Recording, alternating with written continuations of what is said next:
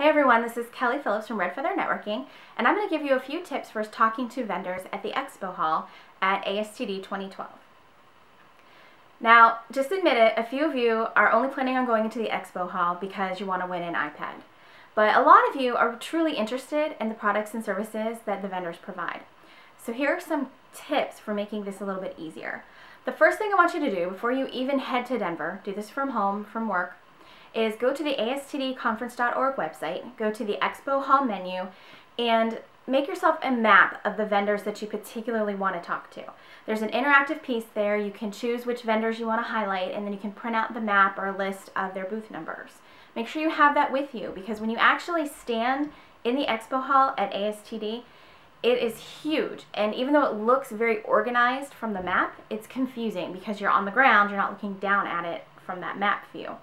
So make sure that you have your map and you can easily find those vendors so you don't waste your time wandering around the expo. When you actually find the booth that you want, don't be intimidated about just going up and starting a conversation with them. They may be almost famous. We have some book authors, we have some e-learning blog people that are going to be there. Don't be shy about talking to them. They're there to talk to you because they want to sell their products and services. So just go ahead up and start a conversation.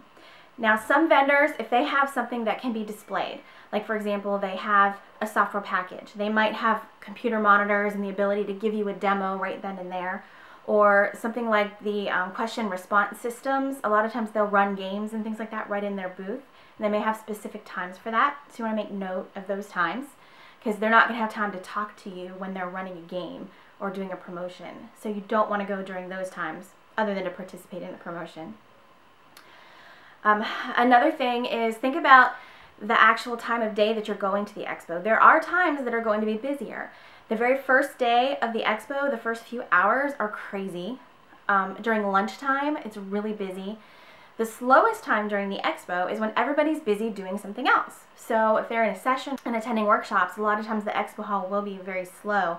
Now, I don't recommend that you skip a keynote to go to the expo hall, but if you have a workshop time slot that doesn't have any of your must-see workshops, you may want to plan to use that time in the expo and catch the vendors at a slow time so they have time to speak with you. One of the other tips that I have is about making sure you get a callback. Because remember, these vendors, they are only people like you and me, and they are meeting thousands of people during this week. So make sure you get the card of the person that you're speaking with. Get their name and their number, because they may not be the account representative that you are in contact with once you're back home.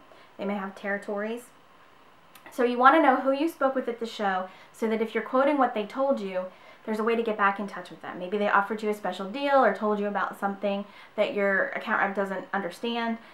This allows you to get a hold of that person again. The other thing is when you give them your card, turn it over and write on the back. Say, please call me about XYZ, would like to purchase in the next 30 days. Some kind of note like that. Because after the expo, when they're flipping through all their cards and they're entering you into their contact software, they're going to see that note and shunt you into the high priority pile to make sure you get a call back. So that's another way to make sure that a vendor knows that you're truly interested and will give you a call. Another thing to look for is the show specials. A lot of vendors offer special deals if they met you at the show. A lot of these have time frames, 30 days, 60 days, where you have to purchase. If your company is slower, like most companies are, you may not be able to complete that purchase in 30 days. Don't be afraid to call the vendor and ask them to extend the show special for you. If they know that you're truly interested and you're trying to just work with your purchasing department or something like that, a lot of times they will extend those deals for you, but it doesn't hurt to ask, at least ask if you can get it. Now, if you don't have enough time with the vendor that you want to speak with, ask them to go to drinks, ask them for dinner or to meet you at breakfast. They do try to save their time around the different show hours to meet with people who are very interested in buying their products. So they may be able to fit you in during a non-show time and speak with you about your needs and how their products or services could help you out. So those are my tips for working with the vendors at ASTD 2012. I hope you all have a wonderful conference, and I hope to see you there.